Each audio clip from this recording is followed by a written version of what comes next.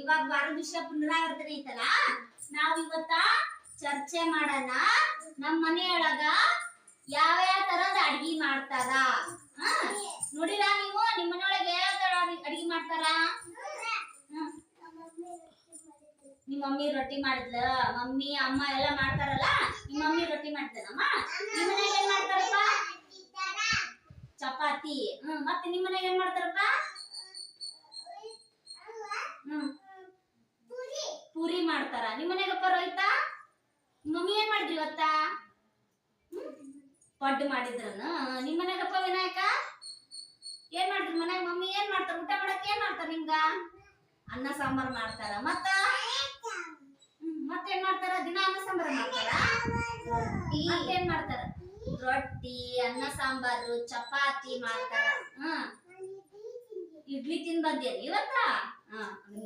ನಾಗ ನೀ ಏನ್ ತಿನ್ ಬಂದಿಪ್ಪ? ಇಡ್ಲಿ ತಿನ್ ಬಂದಿ. ನೀನು ಇಡ್ಲಿ ತಿನ್ ಬನ್ನಿ ಚೋಟಕ್ಕ.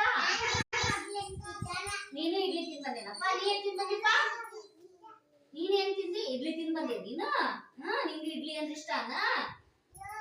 ನಮ್ಮ ಮನೆಯೊಳಗ ಯಾವ ತರದ ಅಡ್ಗೆ ಮಾಡ್ತಾರ? ಇಡ್ಲಿ, ದೋಸೆ, ಪಡ್ಡು, ಅವಲಕ್ಕಿ, ಮಂಡಾಳ ಒಗ್ಗರಣೆ,